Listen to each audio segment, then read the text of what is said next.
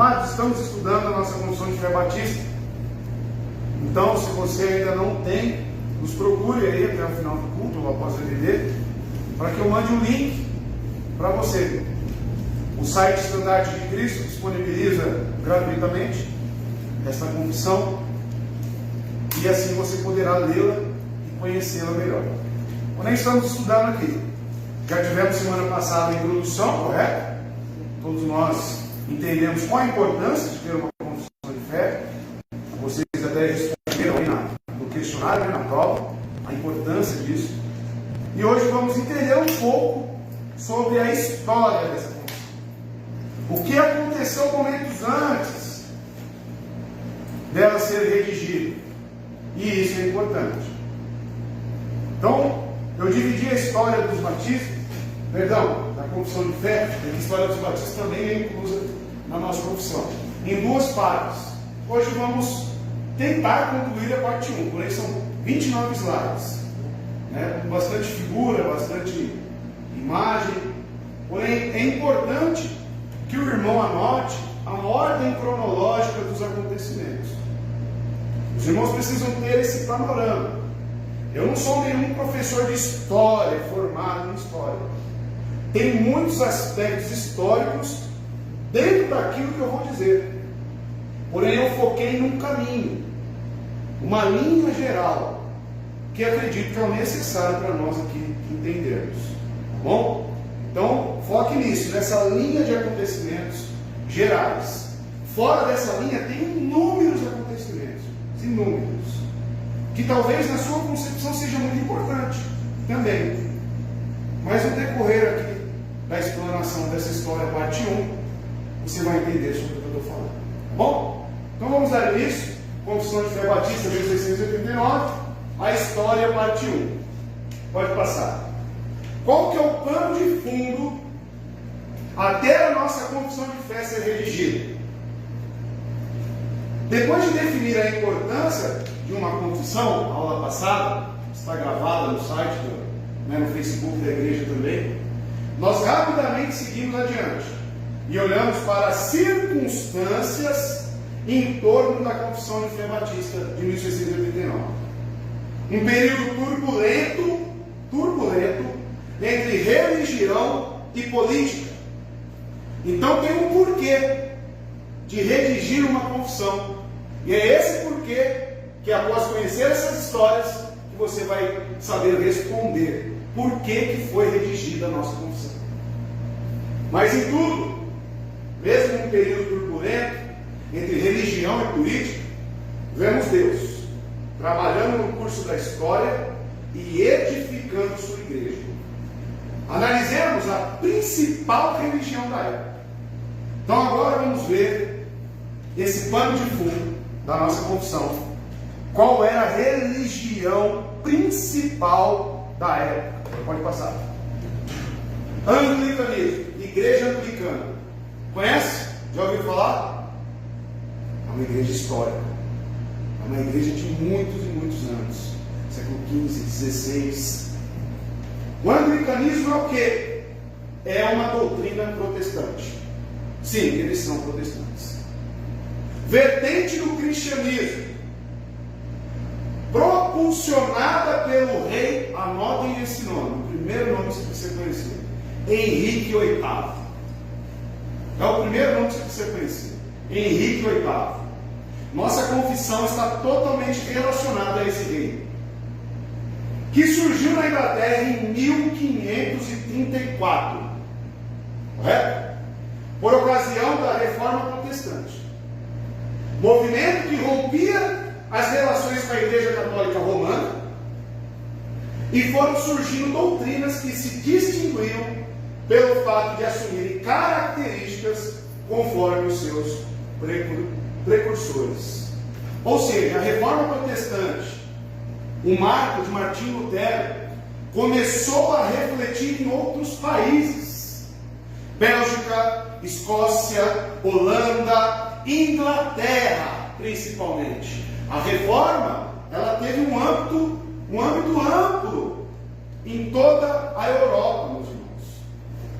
E estamos aqui agora focando na Inglaterra, que é o pai, é o berço do puritanismo, é o berço das religiões que nós conhecemos, das denominações batistas, né, os congregacionais.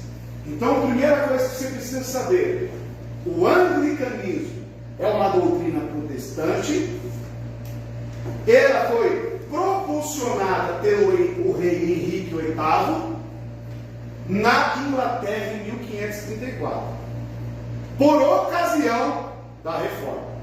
É isso que você precisa saber, tá? Agora vamos ver algumas coisas a mais sobre o anglicanismo. Certo? Foi falado aqui, meus irmãos, que o anglicanismo foi propulsionado pela reforma, correto? Qual que era a religião que predominava antes da reforma? As 95 teses. Foi com base no catolicismo romano. Então era essa religião que imperava. Agora surge o anglicanismo rompendo com o catolicismo. Quais são as similaridades entre as duas? Quais são os pontos incomuns? O que será que eles romperam? Será que romperam com tudo? Será que ficou alguns resquícios do catolicismo? Então veja, as crenças, doutrinas e dogmas, os principais pontos da religião, dogmas, da igreja anglicana, assemelha-se às católicas. É muito semelhante. Aí você já deve estar se perguntando, então rompeu com o quê? Reformou o quê? Dentre as principais semelhanças, destacamos os fatos de os anglicanos acreditarem nas Sagradas Escrituras. Eles acreditavam assim como os católicos. Santíssima Trindade também, pontos em comum. E as práticas dos sacramentos do batismo e Eucaristia. Ou seja, a ceia, né? Que nós conhecemos. No que diz respeito às diferenças, então semelhanças. Agora, diferenças. Destaca-se a questão das imagens que não são aceitas pelo anglicanismo, bem como o não reconhecimento da autoridade papal. Eles não reconheciam o Papa como autoridade máxima. Então, em suma, as diferenças eram essas: o não reconhecimento da autoridade papal e as imagens. Ok? Até aqui? Entre o catolicismo e o protestantismo, escolheram o caminho do meio. O anglicanismo nada mais é do que uma mescla da Igreja Católica Romana com a Igreja Protestante. É um caminho do meio. Eles não romperam com tudo, porém romperam com algumas coisas e seguiram, como está aqui, um caminho intermediário. Dos católicos, pegaram a sua hierarquia de padres, bispos e arcebispos e a forma de governo da igreja é muito semelhante. Então, fica aí estabelecido diante dos irmãos as semelhanças e diferenças do pano de fundo da principal religião que imperava na época. Antes, catolicismo romano e agora, anglicanismo. Beleza? Alguma dúvida aqui? Tranquilo? Então vamos prosseguir. Como surgiu? Foi propulsionado, né? Foi encorajado, foi um movimento que veio através do rei Henrique VIII. Mas como surgiu nas suas minúcias? Como ocorreu isso? Da união de Henrique VIII com a rainha Catarina de Aragão. Mais um nome para você escrever e você não esquecer. André, pastor, como surgiu uma religião, uma nova denominação, através de um casamento? Sim, foi através de um casamento. Acredite se quiser. Vamos ver o que está relacionado entre a relação, o matrimônio de Henrique VIII com a rainha Catarina de Aragão que surgiu através disso uma nova religião. Entre a união desses dois, Henrique VIII e Catarina de Aragão, não é a Catarina da nossa irmã que está grávida aqui, né? É Catarina, mas não é de Aragão, correto, Catarina? Nasceram 6 filhos. 6. Coincidentemente, acho que é o número que o nosso irmão quer ter de filhos também. Mas a única sobrevivente desses 6 foi Maria Tudor. Maria Tudor, futuramente conhecida como Maria a Sanguinária. Já conheceu essa história aí? Vocês estão balançando para ver? Vocês já conhecem, né? Maria Tudor é outro nome para você guardar. Henrique VIII tinha preocupação de ter uma descendência masculina. Por quê? Era uma monarquia, irmãos. Eu necessitava de um herdeiro. Então, tendo essa necessidade do Henrique VIII de ter uma descendência masculina, ou seja, um filho, e para resolver o problema da sucessão ao trono, Henrique VIII desejava anular o seu casamento. Ele queria divorciar-se com Catarina, já tendo em vista uma segunda esposa, chamada Ana Bolena, outro nome para você guardar, uma dama da corte da rainha, por quem ele se apaixonou. Então Henrique VIII já estava aí, cheio de planos e intenções. Em 1527, solicitou ao Papa Clemente VII a efetivação do divórcio, mas o Papa negou o consentimento, alegando ir contra as doutrinas da Igreja. Não tinha motivos plausíveis para ele ter consentimento neste divórcio. Então ele recusou, mesmo sendo um pedido de um rei, a posição máxima da Inglaterra. Chegou lá, Clemente, quero anular o casamento. Não, você não vai. Então aí você já pode imaginar que deu algum choque, correto? Deu algum problema, e vocês vão ver que deu. Pode passar? Continuando na pergunta, como surgiu o anglicanismo? No dia 25 de janeiro de 1533, realiza-se secretamente, o casamento de Henrique VIII e Ana Bolena, pelo chanceler de Canterbury, acho que é isso, né, a pronúncia. As pressões do rei o fizeram passar por cima da autoridade papal. Ele foi no chanceler, no Clemente VII, ele negou. Mesmo assim, ele arrumou uma forma de secretamente se casar com Ana Bolena, passando por cima da autoridade papal. Se houve choque no início com Clemente, imagine agora. Porque esse casamento vai se tornar de conhecimento de toda a Igreja Católica Romana na Inglaterra. Afinal, é o casamento do rei, meus irmãos. É o rei que está se casando. E o Papa, será que vai ficar sabendo? Era o rompimento religioso e político com Roma. Logo no ano de 1534, o rei obrigou, através do chamado ato de supremacia, outra nomenclatura para você anotar, tá? Que fosse criada a Igreja Anglicana. O que é o ato de supremacia? É justamente o rompimento religioso e político com Roma. A partir desse momento, a Inglaterra, todo o reino de Henrique VIII, não tinha mais quaisquer obrigações para com Roma, tanto religiosamente quanto politicamente. Se rompeu, acabou. E assim foi criada a Igreja Anglicana. Tem gente chegando aí? Ah, tá. Assim foi criada a Igreja Anglicana, através de um divórcio.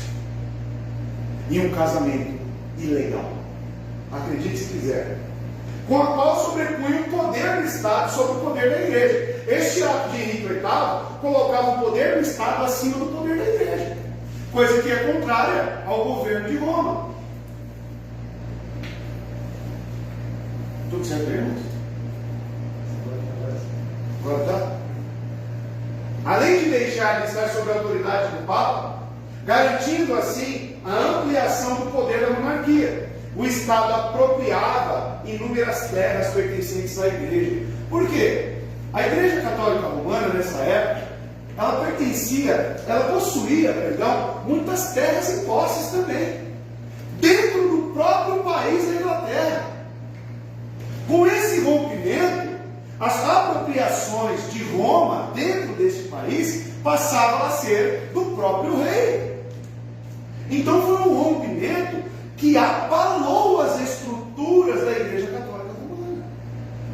Então, meus amados, nesse momento, a Igreja na Inglaterra deixa de ser católica romana e passa a ser católica reformada, ou seja, anglicana. Você está querendo dizer para mim, então, pastor, que a Igreja Anglicana é uma igreja reformada? Sim, é uma igreja reformada. Então está aí o surgimento da principal religião, o pano de fundo da nossa confissão. Porém, a partir de agora, as coisas começam a ficar acaloradas. Vamos ver? Pode passar? Olha aí, ó. Henrique VIII. Bonito. Henrique VIII foi o rei da Inglaterra de 1509 até sua morte. E também Lorde. E depois rei da Irlanda. Ele reinou sobre a Irlanda também. Tudo que ocorreu na Inglaterra ocorreu na Irlanda também. Veja que ali na Europa tudo estava sofrendo uma mudança. Henrique foi o segundo monarca inglês da casa Tudor e a ocupar o trono, sucedendo seu pai, Henrique VII. Henrique é conhecido como fundador da Igreja Anglicana. É o fundador. Tá? Aí a fotileira, para você se familiarizar. Tá? Pode passar. Aqui está a causadora do divórcio. Essa aqui é a primeira esposa, Catarina de Aragão. Foi princesa da Espanha, então veja, tem alguma proximidade com o reinado da Espanha. E a primeira rainha casada com Henrique VIII da Inglaterra. Sendo mãe da rainha Maria, Tudor, a Maria Seminária, Maria I, conversava tanto em seu espanhol nativo quanto em latim, grego, francês e mais tarde o inglês. Tá? Pessoa instruída, né? Aí veio lá a Ana Bolena, né? A tríplice aí, o triângulo amoroso. Henrique VIII, Catarina de Aragão e Ana Bolena. Então foi aqui que surge o anglicanismo. Pode passar? As 6 esposas, como eu tinha falado aos irmãos. Está comendo aqui o nome delas? Eu preciso que a Isadora me ajude ali. Tá? 6 esposas. Catarina de Aragão, Ana Bolena. Depois veio James Seymour, acho que é essa a pronúncia, né? Aqui, Isadora? Ana de Cleves, Catarine Howard, Catarina Hart. 6 esposas teve o nosso Henrique VIII. 6. Vamos ver um pouco sobre elas, pode passar, porque é importante. A primeira esposa de Henrique VIII fez parte do seu casamento mais duradouro. Casou-se com ela por paixão depois que seu irmão e primeiro marido de Catarina morreu. Ou seja, era cunhada dele. A relação durou 23 anos e lhe deu uma filha, a Maria Sanguinária. Segundo Ana Bolena, a princípio Ana resistiu às tentativas do rei em seduzi-la e torná-la sua amante, como sua irmã Maria Bolena havia sido. Ao abandoná-la, Henrique começou um caso com Ana e se casou com ela. No entanto, acabaria sofrendo após encontrar o mesmo obstáculo que as primeiras esposas: não conseguir gerar um herdeiro para o monarca.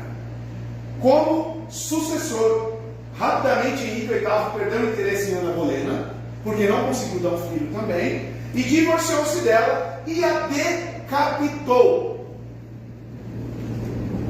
Vai vendo. Vai vendo. Terceira, Jane Seymour.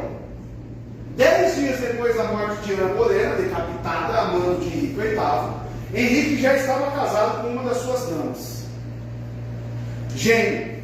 Assim, muitos acreditam que eles tinham um caso durante o segundo casamento, já era amante do rei. Diferente das esposas anteriores, Jane conseguiu gerar um filho homem para o trono real. Aí veio um homem. Porém, complicações do parto fizeram com que ela morresse 12 dias depois. Essas 3 primeiras. Tem mais 3, então? Então até aqui está sem esposa, correto? Morreu todas. Uma ele matou. Ana de Cleves era uma princesa alemã casada por 6 meses com Henrique VIII, de maneira não oficial. Isso porque ela era casada com outro nobre inglês. Olha só. Que foi usado como argumento para a anulação do matrimônio. Dessa vez, a esposa concordou com o fim do casamento, recebendo riquezas e fortunas. Aí você pensa, ele parou. Não, vem a quinta. Catharine Howard, né?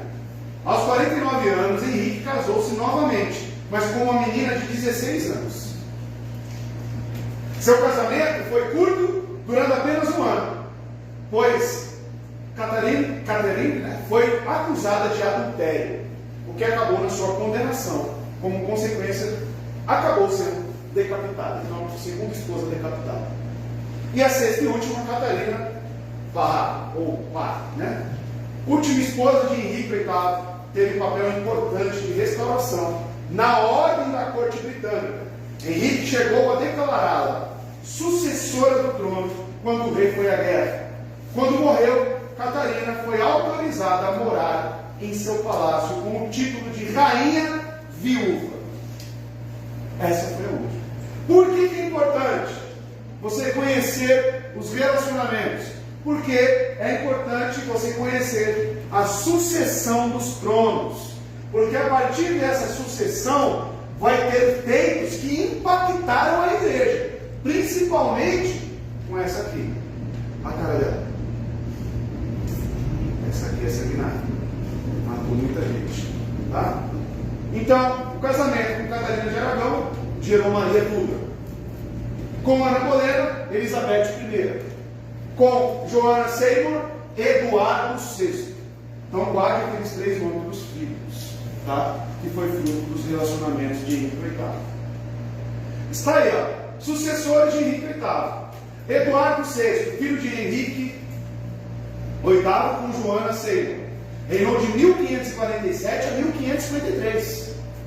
Foi criado como protestante, ou seja, no anglicanismo. Morreu aos 17 anos, sem deixar herdeiros diretos. Morreu. O sonho do rei, né? A cobiça do rei não durou muito tempo. Morreu. Maria I, Maria Sanguinária, filha de Henrique VIII com Catarina de Aragão. Reinou de 1553 a 1558. Católica extremada, isso é importante você saber. Aderiu à nova reforma? Católica extremada. É essa aqui que vai suceder o trono. Olha só, irmãos. Restabeleceu o catolicismo e moveu perseguições violentas contra os protestantes. Seus opositores chamavam de Maria a Sanguinária, governou até sua morte. E Elizabeth I, filha de Henrique VIII, com Ana Bolena, reinou de 1558, após a morte da Maria Sanguinária, a 1603. Então decore esses 3 aí, tá bom? Anote, pode passar? Maria Sanguinária. Então, quem sucedeu? O Henrique VIII foi a Maria Sanguinária. A Rainha Maria I foi criada católica. Ela viu como seu dever limpar o mal do protestantismo no seu país. Durante o reinado, os reformadores da igreja, como Thomas Hawkes, Hugh Latimer, Nicholas Ridley, Thomas Cranmer e George Wishart foram executados por sua fé. Essas execuções não destruíram o movimento protestante. Na verdade, muitos se tornaram protestantes quando viram como estavam comprometidos com estes mártires, com a sua religião. Então, ao olhar a fé desses homens, as pessoas se sentiram: ele não morreria por uma mentira. Então, eu quero que o irmão agora, nesse ponto, comece a enxergar Deus edificando a sua igreja, construindo a sua igreja através da história. A Bíblia diz que ele coloca, ele que institui os governantes, correto? Quem colocou Maria Sanguinária no governo? O próprio Deus. E olha o que está gerando. Reformadores estão sendo mortos por essa mulher. Porém, o protestantismo está ficando mirrado, morrendo? Não. Está ganhando força. Os mártires. Então, irmãos, não tem mártires só na Bíblia, não. Tem fora da Bíblia também. Beleza? O anglicanismo na Inglaterra consolidou-se apenas com o reinado de Elizabeth I, 1538 a 1603. Depois de sua irmã Maria Tudor tentar restaurar o catolicismo no reino. Então foi uma tentativa por muitos anos de Maria Sanguinária, porém, quando entrou a sua irmã, meia-irmã, no trono, ela começou a dar força para o anglicanismo. E isso, irmãos, em qualquer país, se o presidente ele tem tendências para o protestantismo, ele vai dar vazão para isso. Agora, se entra uma pessoa que não está difícil de acontecer, que odeia o cristianismo, aí você já começa a se preparar. Porque Marias sanguinárias tem várias por aí. Ainda mais quando o assunto é comunismo. Pode passar. Até aqui tranquilo, gente? Com a dúvida? Não? Estamos pegando a linha aí de acontecimentos gerais. Henrique VIII, uma figura importante, o anglicanismo. Aí aconteceu a união das coroas, irmãos. Nessas sucessões de tronos aconteceu a união das coroas.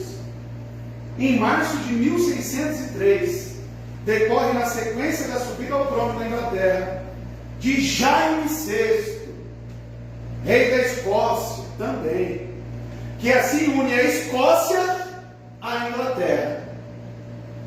Isto seguiu-se a morte da sua prima solteira e sem filhos. Então, por não ter herdeiros, viu o parente mais próximo, que era quem? Jaime VI. Na Espanha, ou de acordo com o latim, se torna Tiago. Então, quando você ouvir Rei James, ou Jaime, ou Tiago, é a mesma pessoa. Tá? São variações da tradução do nome James. Ok? Isso seguiu-se a morte da sua prima. Então chamaram ele, que sucedeu a Elizabeth I da Inglaterra, a última monarca da dinastia Tudor. Então, a herança de Henrique VIII, os herdeiros, aqui encerrou-se. Em Elizabeth I. Os Tudor, acabou-se. No campo religioso, Jaime VI, ou Tiago I, tá? Enfatizou as diretrizes católicas do anglicanismo. Então ele deu sequência naquilo que Elizabeth acreditava. E privilegiou os súditos católicos. Morrendo em 1625, Jaime I deixou o trono para seu filho, anote esse nome agora, Carlos I. Está anotando aí a sequência de tronos? É importante. Então, saiu de Maria Sanguinária, foi para quem? Elizabeth I. Depois de Elizabeth, passou para quem? James, tá? Ou Tiago I. James VI ou Tiago I. Depois de James veio o Charles ou Carlos I. Tá bom? Essa Bíblia aí, cadê? Eu não tenho. King James. É King James devido a esse cara aqui. Porque foi no reinado dele que veio a primeira tradução em inglês com os manuscritos originais. Tá? Então, é uma Bíblia boa, confiante. Eu uso ela, porque eu gosto ali, apesar de ter uns termos ali um pouco. Mas tem a King James atualizada, que é melhor ainda. Tá? Mas está aí o porquê da Bíblia King James, BKJ, de 1611. Tá? Então, essa união das coroas é importante você saber também. Tá? O rei uniu a Inglaterra e Egito, rei da Escócia também. Escócia, diga-se de passagem, é o berço de qual denominação? Presbiteriana. A presbiteriana tem também algumas similaridades com o anglicanismo. Tá bom? Principalmente nos sacramentos. Agora você vai entendendo por que lá batiza crianças, da onde que veio esses costumes. Aí o irmão vai criando aí uma linha temporal na cabeça. Tá? Tá fazendo sentido, irmãos? As coisas? Tá bom. Vamos seguir? Vai lá, James VI, ou Tiago I, né? 1566 a 1625. Foi o rei da Escócia como James VI e rei da Inglaterra e Irlanda pela união das coroas, como Jaime I. Ele reinou na Escócia desde 1567 e na Inglaterra a partir de 1603 até sua morte. Os dois reinos eram estados soberanos individuais, cada um com seu próprio posicionamento, né? Deu algum erro. Parlamento, né? De acordo com o seu parlamento. Vamos falar sobre o parlamento em inglês. Sistema judiciário e leis, governados por Jaime ou James em união pessoal. Então, a partir desse cara aqui, vai ter alguns acontecimentos chaves que eu vou passar para os irmãos. Tudo que falamos até aqui foi a criação do anglicanismo, a sucessão dos tronos, o que cada um desses reis ou rainhas acreditavam e o que isso ocasionou, inclusive morte de muitos reformadores. Porém, agora vamos analisar com base neste rei.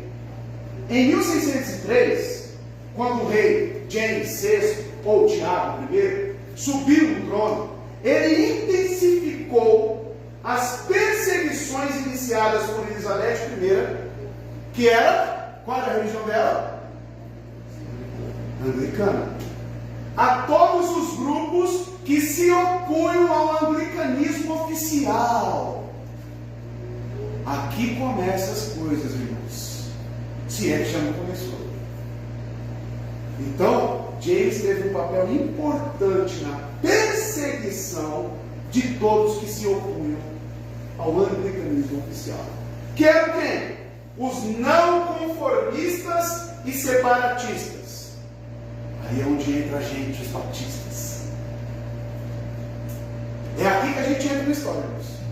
É aqui que começam alguns sinais da necessidade disso. Está começando a fazer sentido? Olha a pressão política que os batistas estão passando. Não só eles, os presbiterianos também. Quem eram os não conformistas ou separatistas? Porque existem os conformistas e por outro lado existem os não conformistas. Ok? Guarde esses dois termos. Quem eram os conformistas? Conformistas. Eles viam o erro da igreja anglicana, todos os seus dogmas, toda a sua liturgia, todo o seu governo de igreja. Eles discordavam, porém ficava lá no cantinho. Não fazia nenhum movimento, não desejava separação, eles queriam mudar a igreja por dentro. Esses são os conformistas. Tem uns irmãos aqui conformistas, irmãos. Querem mudar a igreja de dentro. Né? Agora os não conformistas, quem são? São aqueles radicais.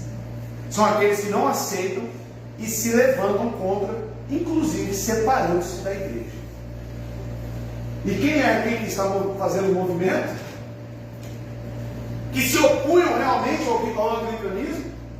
Os não conformistas. Batistas tem por origem ser não conformista, irmão. Saiba disso. E separatistas, que é os congregacionais. Ou seja, o termo congregacional nada tem a ver com o sistema de governo da igreja anglicana, da igreja presbiteriana também. Tá? Nós aqui somos congregacionais, por causa do nosso sistema de governo independente. A igreja anglicana, o que ela fez? Ela trocou o Papa por quem? Bispo? A autoridade máxima era quem? Agora? O rei. Ou seja, 6 por meia dúzia. Não tem sentido. Eles, não reconhecemos o Papa, mas reconhecemos o rei. Aí, meu irmão, o Estado tinha poder sobre a igreja. Continuando, sofreram neste período da história inglesa as mais terríveis perseguições. Muitas vezes as perseguições foi tão intensa que resultaram na morte dos chamados rebeldes. A única opção que eles tinham era deixar o próprio país. Eles foram obrigados a fugir da Inglaterra. O destino foi a Holanda, de muitos deles. Daí vem uma figura chamada no meio dos batistas de John Smith. John Smith foi uma das pessoas, não só ele, mas também Thomas Helps, que foi o seu parceiro, que sustentou toda a obra missionária dele. Eles migraram da Inglaterra para a Holanda. E na Holanda, eles tiveram contato com uma doutrina chamada arminianismo. Foi lá que começou as pesquisas. Aí John Smith, que era de raiz anglicana, ou seja, na Inglaterra não existia arminianismo, não existia livre-arbítrio. Isso começou a surgir na Holanda, como um sistema, né? O arminianismo sistematizado. E foi na própria Holanda que aconteceu o Sínodo de Dort. A igreja se reunindo para refutar o arminianismo de Jacob Arminius como heresia, erros teológicos. Então veja que essa perseguição, eu estou dando apenas uma linha geral, mas se você vasculhar isso aqui, meu irmão, você vai ver que tem várias raízes de acontecimento aqui. Na aula que vem, eu vou falar de John Smith, da origem dos batistas, um pouco, bem assim, numa linha geral, para que o irmão entenda. Então, os batistas não conformistas, eles eram anglicanos em suas raízes. Aí se eu falar para o irmão que a igreja anglicana é calvinista, você acredita? É calvinista. A Inglaterra, na sua gama do país, no âmbito religião, era calvinista. Tanto é que, quando esses batistas voltam para a Inglaterra com os ensinos da Holanda, com essas doutrinas, eles são fortemente perseguidos pela própria igreja não conformista que já estava em pauta, acontecendo, realizado. Então veja que essa questão doutrinária não é de hoje. E se nós resgatarmos os nossos princípios, lá no início, é calvinista. Estão entendendo? Muitas vezes a perseguição foi tão intensa que resultava na morte dos chamados rebeldes. Então eles tinham que deixar o seu país e iam para a Holanda. Pois nesta terra, eles poderiam viver em liberdade religiosa. Olha porque começa a difundir-se doutrinas heréticas. Porque lá tinha liberdade religiosa. Servindo a Deus com suas consciências, lhes direcionavam. É claro que há problema. É bom o Estado ser laico, vocês acham? Até que ponto? Até que ponto, né? Então, é bom sim. É necessário que surjam as heresias. para distinguir quem são os verdadeiros, né? Mas se você analisar em uma questão dessa liberdade, ela tem os seus bônus e os seus ônus, né? Fica aí um pouco por não pensar. Até aqui tranquilo? Quer acrescentar alguma coisa? Falar algum comentário? Não? Felipe, quer falar alguma coisa? Não? Não? Certo? Pode falar, José. Você disse que a igreja ela assume o estado dominado de pecado, né? Isso. Antes então não era estado. Era, mas tinha ainda muitos princípios católicos romanos, não houve um rompimento. Eles ainda serviam ao Papa, né? Tinha um Papa como autoridade máxima. Esse que eu sempre soube, existia o fato do rei, agora é só o rei. Só o rei. Agora é só o rei. Entendeu? Mas acaba na prática sendo a mesma coisa. Uma igreja servir um rei, né? Então, agora teve bons feitos de James. Teve bons feitos. Ele perseguiu os protestantes, que não aderiram ao anglicanismo. Mas ele teve coisas boas. Uma dessas é essa Bíblia aí que está com o nosso irmão. No início do século XVII, James VI encarregou uma nova tradução da Bíblia a uma comissão de 50 estudiosos. Para a nova versão foram utilizadas as traduções anteriores. De fato, 80% do texto do Novo Testamento foi reaproveitado da versão, anota esse nome, William Tyndale. É um nome importantíssimo para nós. Reformador. Foi aquele que traduziu para o inglês, mas morreu por causa disso. Ao contrário da Bíblia de Genebra, porém, a nova versão de James I não possuía notas de rodapé ou comentários.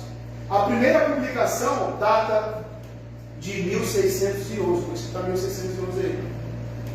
E foi realizada em grande formato e sem ilustrações, um formato ideal para ser lida em igrejas. A Bíblia do Rei James adquiriu fama rapidamente e tornou-se a obra mais publicada da língua inglesa.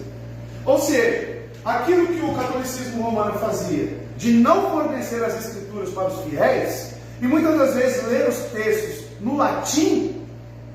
O que está acontecendo graças ao nosso irmão William Tyndale?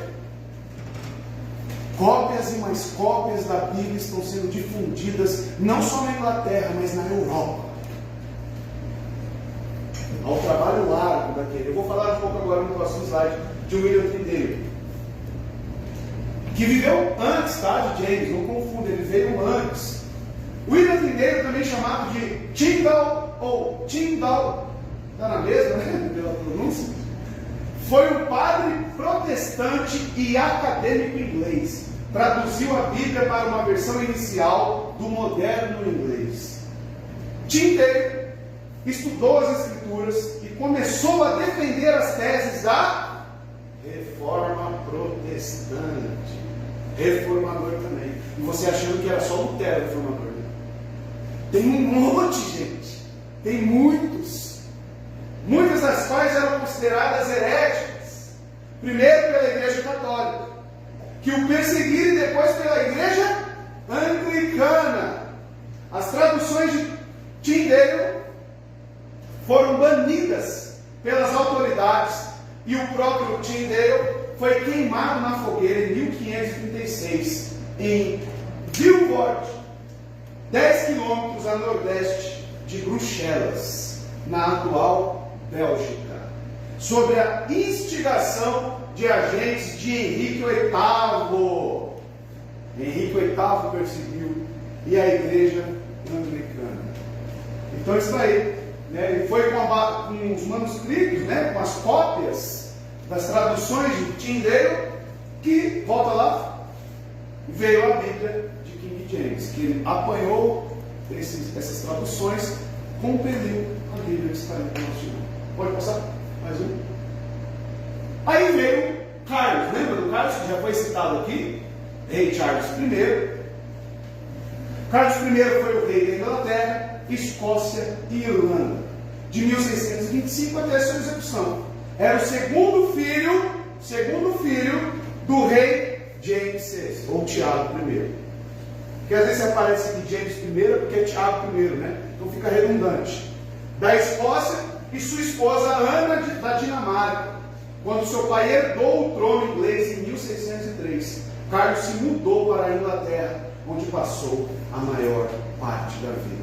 E esse cara aqui, meus irmãos, teve um papel importante também no pano de fundo da nossa confissão de fé.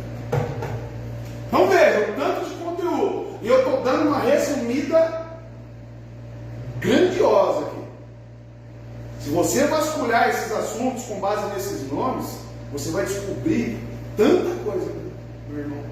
E existe aí um arcabouço de informação sobre esse período da Inglaterra. Talvez na escola você aprendeu alguma coisa sobre esses fatos.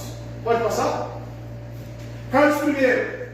A história do rei inglês Carlos I, cujo reinado ocorreu em 1625 e 1648, está intrinsecamente ligada à decadência da monarquia absoluta ou absolutista na Inglaterra e ao fortalecimento do poder da burguesia.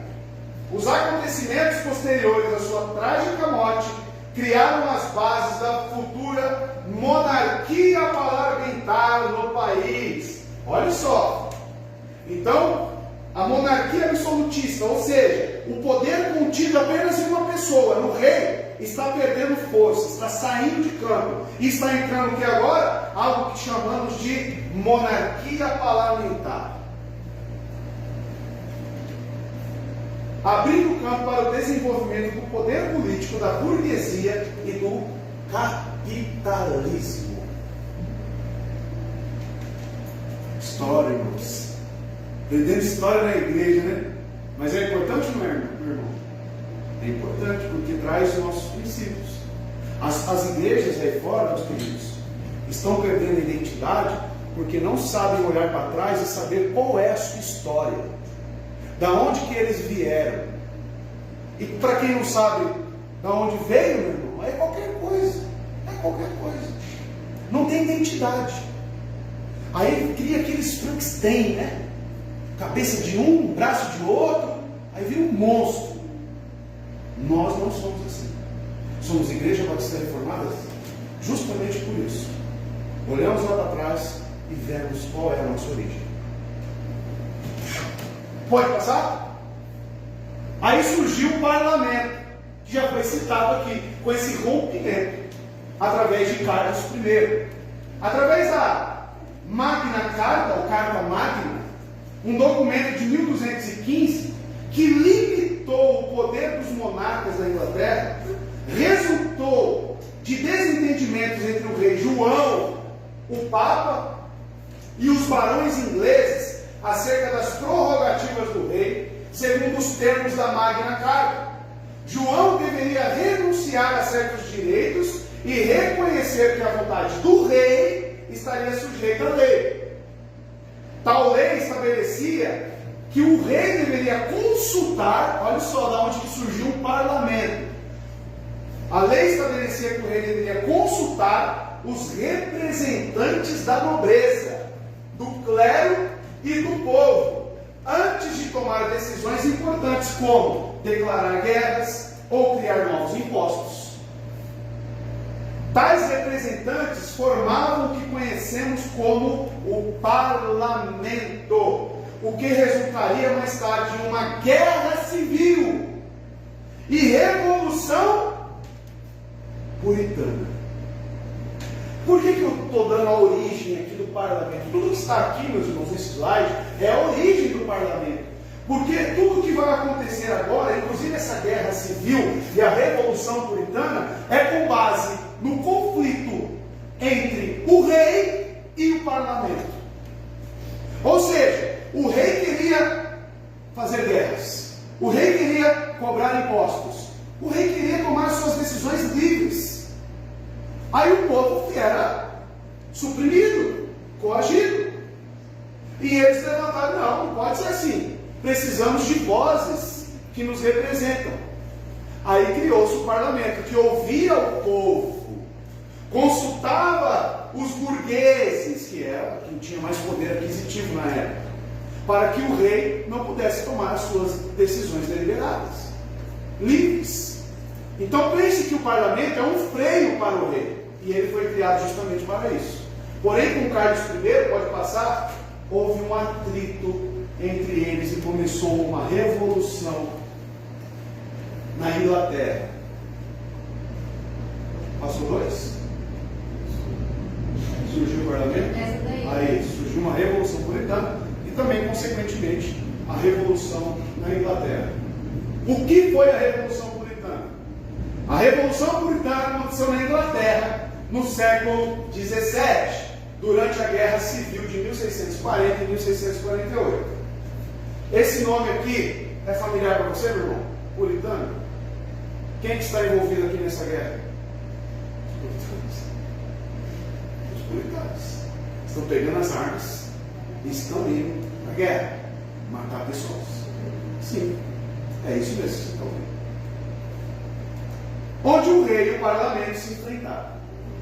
A Revolução Puritana se resume entre o conflito entre o parlamento e o rei Carlos I. A petição dos direitos, onde dizia que problemas com impostos, prisões, julgamentos e convocações do exército só seriam possíveis com a autorização do parlamento. Aí eu te pergunto, o rei Charles ou Carlos queria opinião do parlamento? Ele queria tomar as próprias decisões. O rei aceitou a imposição, calma, tá? Mas não a cumpriu. Ele foi lá, balançou a cabeça do parlamento, beleza, eu aceito essa condição, eu vou consultar vocês, virou as costas e não fez nada daquilo. Isso gerou a Revolução Puritana, a Guerra Civil de 1640 a 1648. Após a reunião onde o parlamento criticou as atitudes do rei, o mesmo dissolveu o parlamento e governou sem ele por 11 anos. 11 anos. As atitudes do rei começaram a formar revoltosos que começaram seus protestos na Escócia, quando o rei impôs, olha aqui onde é os puritanos, o rei impôs o anglicanismo aos presbiterianos e aos puritanos. Aí, meu irmão, quando tirarem nosso direito de se reunir e cultuar, aí é que o negócio começa.